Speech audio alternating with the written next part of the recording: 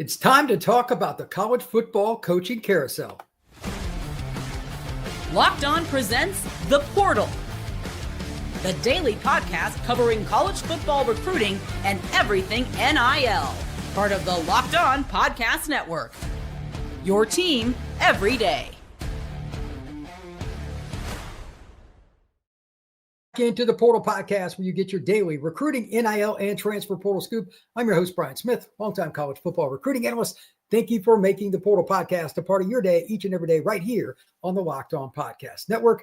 We're going to be talking about the transfer portal and how it is so vastly impacted by all this coaching carousel talk, let alone the actual actions that are still to come. We're also going to discuss all the different leads and all the intel about different coaches, how some guys are just going to kind of trade places. And we're also going to discuss my own predictions as well. And that's what we lead off with. Right off the bat, I'm just going to go ahead and say this. This is my pick. It's not based on intel, but it's just based on logic. I think Lane Kiffin will eventually stay with Ole Miss. And here's why I say that. If he wanted Florida or if he wanted LSU, he could probably get either one of them. But to do that, he would need to do things a little bit differently than most coaches would, because he's going to likely be in the playoff, barring some completely unforeseen and just random act by Ole Miss in terms of bombing the last part of their season. The end of their season's not that difficult now that they're past the Oklahoma game. Now, don't get me wrong, Georgia and then turn around playing Oklahoma back-to-back, that's a pretty rough way to go, and they were both on the road. But that being stated, they split, and they've also beaten LSU. I think that the games that are remaining, there's a really good chance that the Rebels win out, and they're going to get a decent seed here. They might even be in the SEC title game. It's not out of the realm that they're going to be a team with a bye. If that happens, he would have to wait till January. Not saying it couldn't happen, but LSU and Florida, are they both, not one or the other, but are they both willing to wait until the end? How would that work? It would be really awkward, because if neither one of them names a coach by, let's say, December 15th at the latest, December 20th, and most of the other coaches are off the board, how's that going to go? Those fan bases are going to lose their mind. We'll see, but my pick is he stays at Ole Miss, and I could be completely wrong. For the record, I think if he picks one or the other, it's Florida, because his wife, now that they're back together, they divorced. I've been told they're back together. She's a Florida grad, and Lane loves the state of Florida. Remember, he coached at Florida Atlantic. I'm not discounting LSU. It just seems more natural that he would go to UF. There's more fit overall for the family. And for the record, he has a couple of daughters at Ole Miss as well. So it's just a very dynamic situation, but he's top of the board for a lot of schools. We'll see what happens there. All right, I'm going to go ahead and just make some other predictions here. We'll start with some of the schools that people want to hear about, predictions and whatnot. The one that most want to know if I'm picking Kiffin to stay at Ole Miss, well, who's Florida getting? That one's the one I have the hardest time with, because if they don't get Kiffin, I don't think they're getting Marcus Freeman, because I don't think he's going anywhere. I have no idea who's going to Florida, because that fan base has a very, very narrow view of who they should get. That one is a trendsetter. It's an elite job. I don't know if there's going to be any satisfaction if they don't get Kiffin or Freeman, because from what I'm told, Jeff Brom doesn't want to leave Louisville. From what I'm told, Eli Drinkwitz is very unlikely to leave Missouri. Now, you keep offering enough money, those things can change, but who would they get if those four were off the board? I have no idea. And I've got a whole bunch of people here, but I don't think that hardly any fan base is ever happy with coaching hires. It's very rare. But this one, because they hired Billy from the G6, and now he obviously failed and they fired him, they want a big name P4 coach. That's going to be interesting. It's pretty similar with LSU, although I could be wrong. I think there's a lot of different possibilities there. Maybe Joe Brady changes his mind. Like the reason he went to the NFL way back when, he's not a guy that really likes recruiting. I don't think he's going to jump in the boat and suddenly like that. But outside of him, how many guys do you really think LSU has ties to that they might like? I'm just going to throw out a dark horse candidate. If it's not Lane, if it's not Marcus, and that is Shannon Dawson, the offensive coordinator that's at Miami. Just throwing him in. I don't think he'll end up being the pick, but that's somebody who has ties to Louisiana, as he's a native of that state, and he's been a very good coach for a long time. So maybe he ends up being a guy that finds his way back to LSU. You never know. Not likely, but it's possible.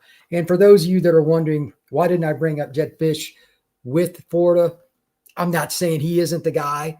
It's possible. I think they could do a heck of a lot worse than him. And by the way, he is a Florida grad, but Fisch is probably not top of the board because he hasn't won at a truly elite level, and he's helped rebuild programs. He's now at Washington. He's doing a pretty good job. They just spanked Illinois, but it's really hard to say. If they don't get Marcus Freeman, if they don't get, obviously, Lane Kiffin, who would Florida go with? And I think LSU's kind of similar boat. Those kind of set the trend. Now let's talk about Penn State. This is just my take.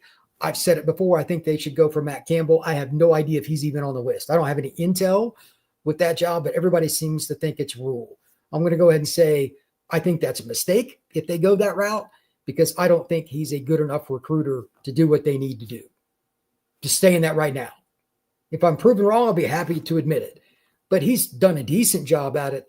But you got to be an elite recruiter to replace Franklin. Franklin's an elite recruiter. That's not debatable.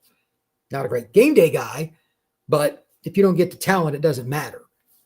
Rule is at Nebraska. They've got the resources. The location is terrible for modern football. Absolutely terrible. Is Penn State a better job? Yes. Will he take it? I don't know. It's his alma mater. He knows the AD, but that's still a risk. Do you want to go out and do the things they require if you're going to take that job at your alma mater in terms of recruiting? You got to love it. You can't just fake it with recruits. They know. Their parents know. The coaches know. I'm not so sure that's a great fit either. When we come back, I'm going to kind of go down the list, and I might have a few surprises for people. Matter of fact, I'm pretty sure that I do on a couple that I think are going to happen, and a couple assistant coaches that you need to know, because if they jump in the boat, or if a school says, you know what, we're not going to wait and see what the Kiffins of the world do, we're probably not getting them anyway. We're going to talk about that next here on the Portal Podcast. Today's show is brought to you by Mazda, who crafts cars for those who do more than simply move. Mazda delivers confidence with every ride, including IIHS Top Safety Pick Awards. They've got more than anybody else since August of 2025. From footwork to breathwork, athletes sweat all the details. Mazda brings the same attention to how we craft every model, and you can create everyday drives that feel like anything but, from smooth handling to intuitive controls. We sweat every detail because when you make every move count, impossible becomes irrelevant. Mazda, move and be moved. We are also brought to you by our friends over at Peloton. Peloton is shaping the future of fitness with the brand new Peloton Cross Training Tread Plus. Powered by Peloton IQ, it's their most advanced equipment yet, designed to give you real-time guidance and endless ways to move, whether you're running, lifting, or cross-training with your favorite instructors. This training is reimagined. Peloton is built for breakthroughs with tools that help you stay planned up, staying motivated, and knowing exactly what you have to do to reach peak performance. You're going to love how they have the swivel screen, so even if you're on the ground, if you're getting up and down, back and forth, they have a screen that fits your game for anything you want to do with training. So let yourself run, lift, flex, and push forward. Explore the new Peloton Cross Training Tread Plus today at onepeloton.com. Thank you once again for checking out this live edition of the Portal Podcast. I'm Brian Smith, longtime college football recruiting analyst. We're going to be doing live shows each day at noon Eastern to talk about the coaching carousel, how it impacts the transfer portal. That's coming up in a few minutes. And we're going to talk about recruiting and all that. But right now, this week and next will be the heaviest discussion broadly with the coaching carousel, and there's no reason to avoid it. So here are a couple of predictions and overviews. Number one, this won't shock anybody. And for those of you that do not know, I also run Locked On Seminoles. Obviously, that's Florida State. I've said about 1,000 times that I think Mike Norvell needs to be canned, but I understand $54 million or whatever the total is for him to be removed from Florida State is a lot. Two things here. Number one, that is a great job for the right hire. Not a good one, a great job. It's top 5 to top 10, depending on how you want to look at it. You can win national titles at Florida State. That being the case, how's the money going to work? They just did a stadium renovation. They had the situation with all the lawyer fees with the recent ACC lawsuit. and they're still trying to save money to buy their way out of the grant of rights. All those things. That being the case, I still think Norvell will be out at the end of this year because I think Florida State is going to land on their nose down the stretch and lose at least 3 of their final 5, if not all 5 of them. They're going to be basically forced to fire Mike Norvell. But because of the money situation, and I'm actually okay with the following, I don't think it will be a quote unquote massive hire like a lateral move. I think they'll go the coordinator route. Right now, and they could go 100 different ways, Buster Faulkner, to me, genius is too much. The offensive mind that finds a way around things. Like they're really good up front. Brett Key's a great offensive line coach, but he's the head guy and he oversees it. But they use motions and do things kind of similar to Malzahn, ironically. The overview they have of the program and how they want to run it, though, through Haynes King is incredible. They got a top 20 rushing attack, and their passing game is pretty good, and they hit a lot of big plays off of it. Give him Florida State's skill position talent, in particular Mekhi Danzy. I mean, that would be ridiculous. I think he would be a great hire for Florida State. That's who I would go after because he wouldn't be as expensive as somebody like, obviously, Lane Kiffin, but at the same time, he's coached under Kirby Smart in 2022 and 2023. He's been under Brent Key, and he's coached other places too. He's a quarterback guy, and Florida State needs an offensive mind that can really score. You're not going to win titles in today's realm without a really good scheme. Faulkner's proven he can do it at Georgia Tech. No offense to them, but you can get way more talent on a consistent basis in Tallahassee. That would be my pick if I was Florida State and they did not go the head coaching route. Speaking of Deep South and a job that's not open yet that I still think will, is Auburn. I haven't heard anything, and it's ironic because I actually live in Auburn. I keep asking people, and I just keep getting the same thing. I haven't heard anything. Some people want him to stay, some don't, among the mega boosters and all that stuff. I don't know what has to happen, but what is it? They play Kentucky this week? If they lost that game, there could be some movement. That's going to be rough. That would be, matter of fact, that would be a disaster. If they get beat by Kentucky, that's a Monday firing, maybe even a Sunday firing. That'd be rough, but you never know. It's kind of hard to say. Hey, Sam, I agree, Brian. I saw the short documentary on Kiffin and Ole Miss. He seems to have really found his place there right now. Yeah, if Kiffin stays at Ole Miss, and this is for those of you that are listening to this later on audio, this is from the chat, Sam Hancock. Look, I said earlier, I think Kiffin will stay. That's a white guess, but he's got ties there. He's winning there. He's done something nobody else has done there. He's going to take them to the playoff. He's basically as high up the ladder as you're going to get. And there's nothing wrong with taking the Florida LSU jobs. Don't get me wrong, but it's pretty simplistic, and he's got family ties there now that his ex is back with him and in Oxford. His daughters are at Ole Miss. A lot of reasons to stay. We'll see what he does. Sam Hancock again. I have heard some are all tied to potential Auburn job. Any attraction to Florida? I don't think that Florida, after the G5/G6 thing bombed with Billy, and remember, Billy came from one of the schools in Louisiana. Wasn't it Louisiana, Lafayette or something like that? I forget which one he was at. I don't think they're going to go that route as easily, but Sumrall would be a good pick. He has ties to the state of Alabama, too. He was at Troy prior. Good football coach. I wouldn't have any problem with that. I wouldn't have any problem with Florida State hired Sumrall. I think he's a good football coach. But you get into the arrogance, like, what do you mean we're not hiring a P4 coach? I heard LSU's not that interested. Some of their boots, they don't want to hire somebody from one of the schools inside the state. It's kind of goofy. All right, Ronald Mathis. Kiffin going to get a life contract at Ole Miss. He could. That's a great point. I don't know what they would offer him, like yearly. They would probably have provisions if they're going to give him like a life contract kind of thing. But that's not out of the question. They're not going to go out if they were in the same situation a year from now, like they needed a coach. You know, they went interim for a year and they just did a whole year search. They're not going to get somebody like Kiffin that's already proven. It's not on the same level as some of those other jobs, although it's one tier below. It'd be interesting to see what they try to do to keep him. Hancock, I feel the same way. Ronald, he really is in stride at Ole Miss right now. Yeah, I don't think there's ever been a time in Ole Miss football where, I just really don't think there's a time they've ever been close to being like this on a consistent basis.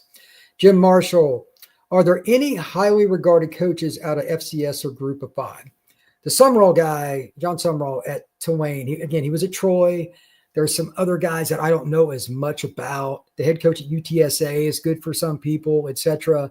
There are several, Texas State, trying to think which, there's another one that I'm probably missing, but Sunbelt, etc. There's always somebody, but do they want to jump into the major jobs and deal with the NIL and the booster stuff? Like if you go to Florida, you got to deal with the Bull Gator Club. I'm going to tell you right now, head coaches generally don't like that stuff. And I'm being very kind here on a live show. Very kind. So it's not for everybody. How many are good enough is one thing. How many are good enough and would have an interest? That's a separate entity. So it's a split in the road. It's really hard to say. Ronald Morris, as Meemaw said, if it ain't broke, don't fix it. That's right. This is a good pick. Ronald Mathis says Summerall and Golish. Yeah, Alex Golish at USF. He was with the staff that was at UCF. He was there for quite a while. And then he went up to Tennessee with that staff. And then he got his own gig at USF. Remember, he went into Florida this year and won at the Swamp. So that's a pretty interesting one. Also, the North Texas head coach. This is a guy I don't know. I don't know much about him, but they're top 5 in like multiple offensive categories. And their quarterback just threw for 600 yards. That'll probably get you some interest somewhere. Sam Hancock. Does Butch Jones make his way back to the SEC? That's a good question. I doubt it because he was not very well revered as a play caller / like his offense was too generic. I doubt it. You never know. You never know. Ronald Moore, Summerall to LSU. Highly doubt that. Golish to Florida. The other, I could see possibly Golish. I highly doubt Summerall because LSU people do not want to hire in-state guys. It's a weird deal. You have to know Southern Louisiana, understand it in particular, but that's what I've been told several times. Ronald Mathis, Memphis head coach, pretty darn good too. Memphis has got a chance to make the playoff. They've done a lot of good. They beat USF. Wouldn't surprise me. Hugh Freeze basically is day-to-day. The Auburn job, like again, I live in Auburn and I have no idea what's going to happen there. I think they're really not sure. And my guess is they would rather it not happen this year because there are so many job openings and Auburn's not at the top of the board. But if they went to the finish line, especially again, if they lose to Kentucky this weekend, and I don't care what the score is, no bueno. That's going to possibly force the people at Auburn to make a move. Ronald Mathis researched the quarterbacks and the North Texas head coach recruited and landing during his career. Okay, I can do that. It will amaze you. If you can evaluate quarterbacks, man, you can do a lot of things. Last name is Morris. I'm going to guess he's the guy that is now at Virginia. That's possible. All right. Appreciate the comments. If anybody else wants to throw something in the chat, I'll happily read and we can go from there. But it's fun when you get people in the chat and you're discussing it. Now back into my list, just going to run down some things, kind of quick hitters, but this is just what I've heard / intuition. I'll denote on each side of it. I have heard nothing recently on Oklahoma State. I know they got I forget the guy's name that was at Oklahoma State as a player. He's coaching at the Falcons, but I can't remember. I assume that's what will end up happening. We'll see. I've said this before on the show. Michigan State, I expect to open after speaking with Matt Sheehan. He is the guy that runs Locked On Spartans. MSU fans are livid on how bad they are, and they should be. Michigan State fans are livid. Now, the question is, does Magic Johnson, who's an alum, who's a billionaire and all that stuff, does he get involved with helping in this? Because it's going to be hard to climb the ladder if you're Michigan State. But they got some money.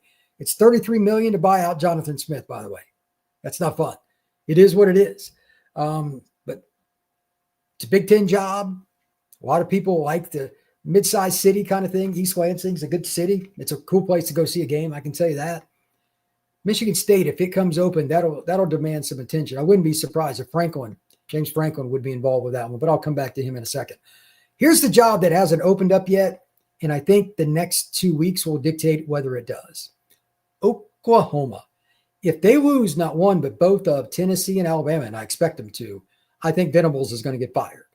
If that happens, That's going to be a mad scramble because there are a couple of elite assistants on that staff, the line coaches, and there are also some really good recruits that are committed.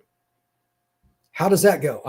Before anybody asks, I have no opinion on who they would go after. I have not spoken to anybody, but that's a darn good job. You're 3 hours from Dallas. It's a pretty good state for high school football. There's 5 to 10 kids a year that can play at Oklahoma in that state conservatively. That's a great job. Tradition, money. It's a Jordan Brand school. It's an oil well school, meaning there's a lot of oil money there. That's a really good job. NC State, if Dave Doran steps down, that's a pretty good gig. I could see a pretty good coach in it up there. I wouldn't be shocked if not just, I'm probably going to name this guy for a bunch of different jobs, to be honest with you, but James Franklin, I could see if Wisconsin comes open, if Michigan State came open, Virginia Tech is open. That's one that he's reportedly possibly going to NC State. Any of those I could see. Those are possibilities. He's coaching the North and the South. So James Franklin's a little bit ubiquitous. He's a little bit of everywhere. So we'll see. If it is not, keyword, if it is not Franklin at Virginia Tech, does Beamer go? I have no contacts at South Carolina, but that's an interesting one. Remember, Beamer, that's his dad. That's the famous coach. And he did go to Virginia Tech. Possible. I could see that. And then the South Carolina job would open. I mean, who knows? By the way, South Carolina plays at Ole Miss this week, so that probably isn't going to help his cause. I doubt that goes very well for him. We talked about Jed Fish, talked about Buster Faulkner. I think he's a great coordinator. Florida State, Auburn, South Carolina, Virginia Tech, anybody that gets Faulkner. If he went to Penn State, I think it'd be a really good hire. I think he's the top assistant for me regardless. And speaking of, let's stay in the same state. And they used to coach on the same staff. Glenn Schumann, the linebacker coach and defensive coordinator for the Bulldogs under Kirby Smart. Very good recruiter, tremendous evaluator. Just about every linebacker that starts for him for at least a year gets drafted. Now, I know they recruit at an elite level, but that means you know how to evaluate and develop. Not one or the other, both. I could see Florida State, Virginia Tech, and a bunch of other schools going after him. I'm guessing he's waiting on elite jobs, LSU, Florida, or Florida State call, possibly. I wouldn't be surprised if Auburn called, he'd be interested. But it's going to take a certain job because he's got such a good gig working for Kirby. We'll see how that goes. Rhett Lashlee, I've talked about this a bunch. It's going to be hard to get him away from SMU. That's deep pockets in Dallas, including oil money, but he's a great offensive mind. Where would he go? I have no idea, but he's coached at Auburn before, so if that job comes open, possible. Maybe if Florida misses on a couple guys like Marcus Freeman and, of course, Lane Kiffin, maybe Lashlee gets a call. That's a possibility. Just going to go ahead and throw this out there. I don't think Jeff Brom's going anywhere, but every one of these jobs needs to call his agent. Very good football coach. I don't think he's going anywhere. I already talked about Shannon Dawson. In some capacity, LSU would make sense. Wouldn't shock me if Florida State gave him a call. Be ironic, wouldn't it? He's coaching at Miami. He takes the Florida State gig. It would not shock me at all. Colin Klein. What about him? He's the A&M coordinator. He's done a darn good job with Marcel Reed. That offense is exciting. One of the jobs in the Big 12 opens. Maybe it's Oklahoma State. Maybe it's somebody else. Maybe he goes east and takes a job like NC State. Who knows? Somebody's at least going to call him, and I think that's a really interesting scenario. I don't know what he wants in terms of location. I don't know him. I don't have contacts at A&M like that. And he's got a pretty good gig. Like if you're at A&M, you're going to get a lot of talent to work with. That would be fun. That'd be a lot of fun. So especially right now, they got a really good offensive line too. Let's talk about Indiana. Not one, but two possible coaches. Personally, Brian Haynes is the guy I would want because it's so rare to see teams that don't recruit at an elite level do well on defense. Brian Kelly, while he just got fired, he said something once that was brilliant because it's 100% on the mark. He said, offense, you can scheme and score. True. Defense is about recruiting. Also true. Because you're chasing the athletes on defense need to be better. It is about recruiting, even more so than offense. That's how I look at it. That being the case, Brian Haynes, will he be at Indiana University past the 2025 season? I'm not saying that Mike Shanahan is going to be at Indiana either, but if I could only have one, I'd take the defensive guy that has figured it out with hardly any 4-star recruits and no 5-star recruits Indiana's got a top 10 defense by just about any metric. They're really good. Is somebody going to hire him? Like, would Wisconsin hire him if that job came open? What about Indiana? Would they try to retain him? Would they try to overpay? Because what if Michigan State comes in and Magic Johnson's got that money? Michigan State, that should be one of your first calls. Like, if you want to, like, you're on the hook for $33 million. That's the buyout. Yeah. By the way, Jonathan Smith, I thought that was going to work. I missed on that one. I thought that was a great hire. It has not. With that being the case, who's next? Because it sounds like he could get fired sooner than later. If he was the next head coach to get fired, wouldn't surprise me. Unfortunate, but that's the business what we're in. To that end, there are a couple other guys that I want to talk about. One, kind of like James Franklin, I put him on my number 2 for ubiquitous, and that's Matt Campbell. He's at Iowa State. He's from the state of Ohio. I've heard that he grew up a Michigan guy, but that job's not open. Maybe it would be after next year if they fail, but it's not open. Played at Pittsburgh one year, then he transferred to Mount Union. He coached at Mount Union, came up through the ropes, and he's been at Iowa State about a decade. Is Matt Campbell done at his run there, especially if Rocco Beck moves on? Like, what would happen? Penn State? Michigan State? I doubt he'd go to Michigan State if he grew up a Michigan fan. That'd be kind of weird. But still, you never know. Who else? Who else could really be on the move? It's an outside shot that Stoops gets fired at Kentucky. They owe him a ton of money. The way that contract is structured, highly doubt Kentucky's going to change. I'm told Wisconsin's not going to make a move, which is crazy because they're going to finish 2-10 or 3-9. I think the only chance they have left to win a game is Minnesota. Possible. Arkansas, for those who don't know, Rhett Lashley, that's where he went to school. He went there. He was a quarterback for a while before he got injured and ended his career. Wouldn't shock me, but that's a terrible SEC job. You just don't get enough talent. Will Lashley leave Dallas and SMU to go back to Arkansas? Wouldn't be shocked, but again, that's not a very good job. Just something to think about. UCLA. At one point, I thought Tony White would be the guy because he's the defensive coordinator at Florida State. They started off good, but their defense is falling apart. I'd say he's lost a little luster. I have no idea who UCLA is going to hire, but I do know that school is extremely cheap because the school system / the state don't want to spend a lot of money on football, which probably means you're going to end up with somebody you shouldn't. We already talked a little bit about Virginia Tech, but with the right fit, that's a pretty good job. That was a top 10 program, and they played against Florida State after the 99 season when they had Vic for the national title. You can win big there. I don't know which person is their top of the board guy. I thought it would be Beamer, but obviously there's been discussion with Franklin if you've read anything. Who else are they interested in? Matt Campbell or anybody else? I don't know. We'll see. I still think that Campbell is the guy that Penn State should go after, but it sounds like Rule is more likely. That's the decision you want to make. Go that route. Have at it. I think that covers about everybody I have on my list. Let me read a few more comments here. Let's see. Any chance Fran Brown gets the Florida State job if it opens up? It's ironic. I actually did a podcast about Fran Brown regarding the Florida State job because I think he should be looked at. I think he should be looked at Florida, etc. One of the best recruiters in the country. He's a DB coach by trade, but his offense is lighted up. His offensive coordinator is really good, and he would probably come with him. I think he'd do really well. I don't know what Florida State's going to try to do, but those are possibilities. Let's see. Ronald Mathis. Eric Morrison, he is still at North Texas. Sam Hancock. Any big coordinators that are up for head coaching roles that are not big names currently? Ooh, that's a good question. Well, it probably would come down to fit and who you know there. FCS coaches too. Like, I don't know as much about that level. There's a few guys. The head coach, G.J. Kinney at Texas State. Like, I think he could be at a school. That's a possibility. But outside of that, like, I don't know about the FCS. I want to go ahead and throw that out. Other coordinators, though, I mean, Banks at Tennessee, definitely. He deserves a job. He's a Detroit guy originally, but he was at Penn State from 2016 to 2020. He's been at Tennessee from 21 to modern day.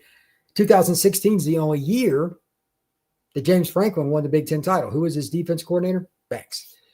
I think he would be a good hire for somebody like NC State, Virginia Tech. He knows how to scheme it up now. I think, if I remember right, Tennessee was number 1 in the nation last year, stopping the run. Pretty important category. And Tennessee made the playoff. Let's see who else. Coordinator-wise, one of the coordinators I would assume are coaches at North Texas, like good Lord, they just threw for over 600 yards in a game. No idea who it is. I would assume that's a possibility. Probably the Cincinnati offensive coordinator. Cincinnati, I don't know if many people know that they're 7-1, and they should have lost no games. They probably should have beaten Nebraska in that opening game.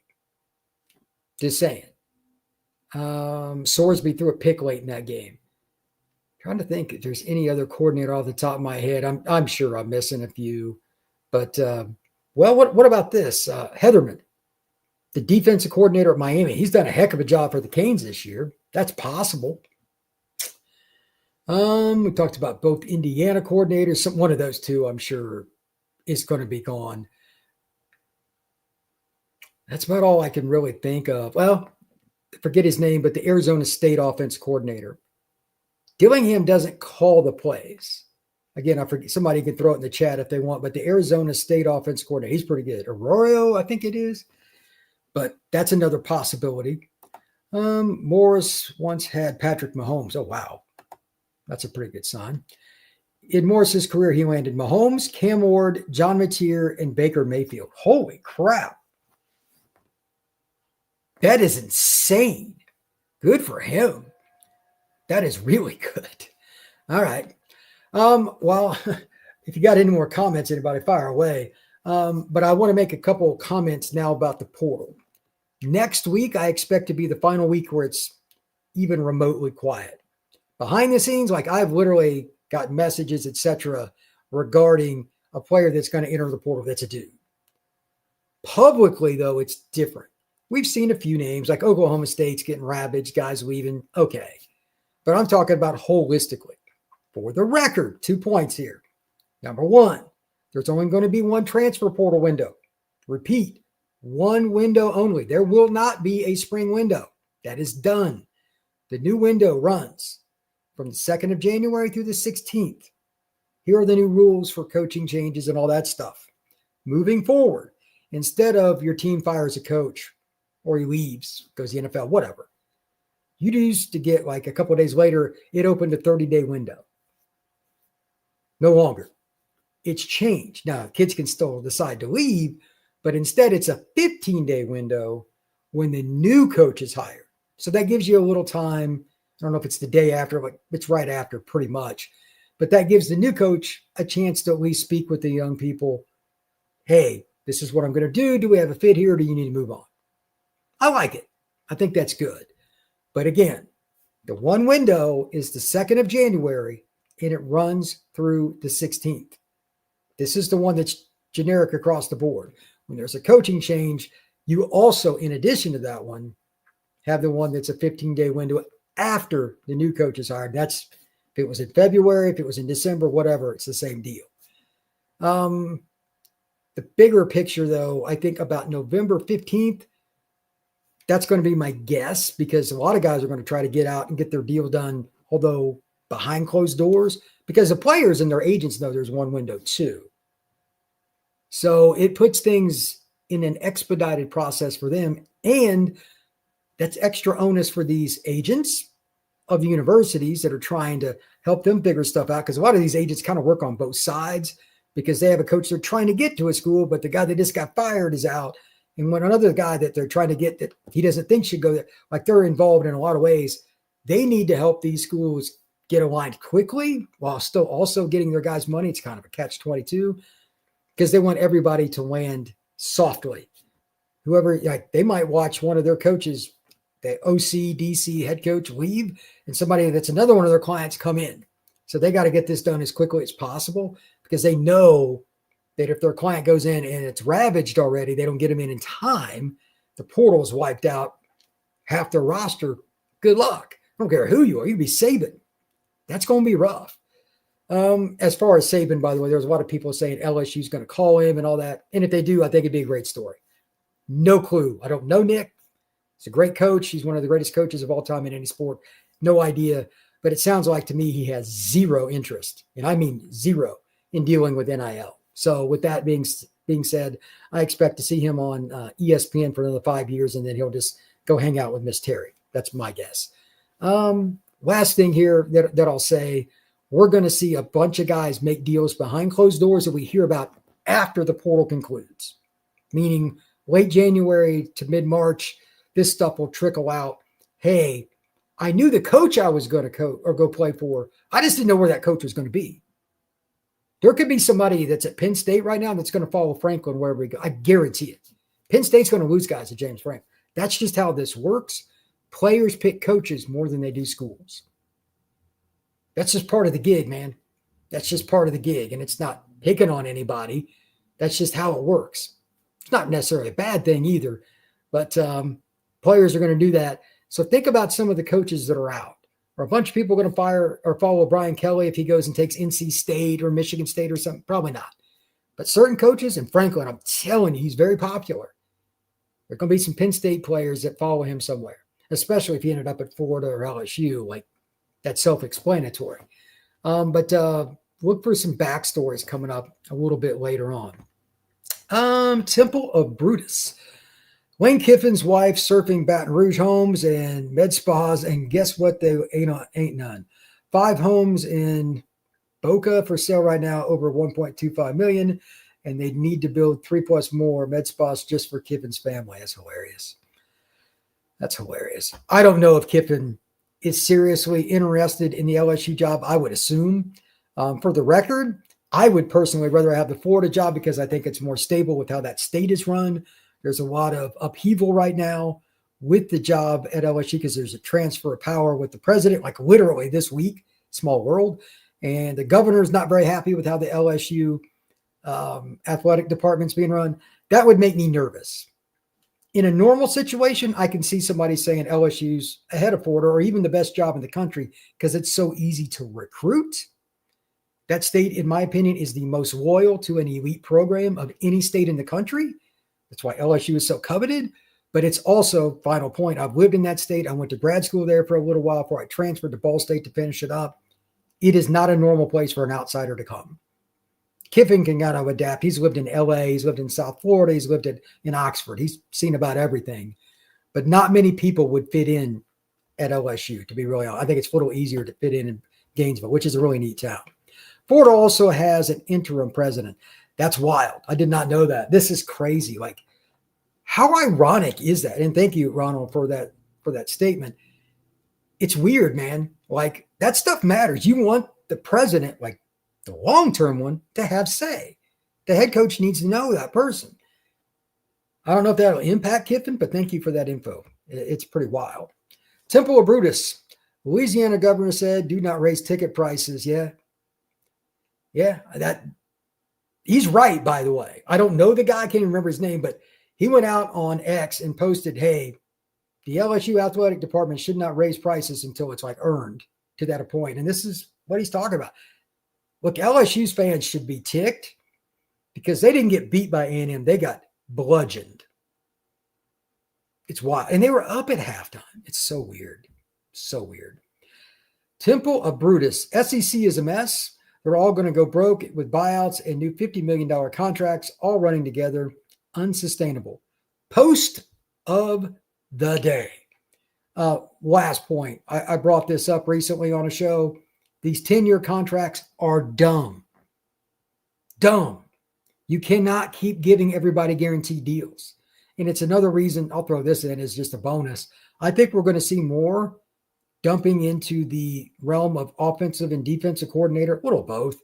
Because of that, you're more likely to only sign a 5 to 7 year deal with a coordinator and then accept it.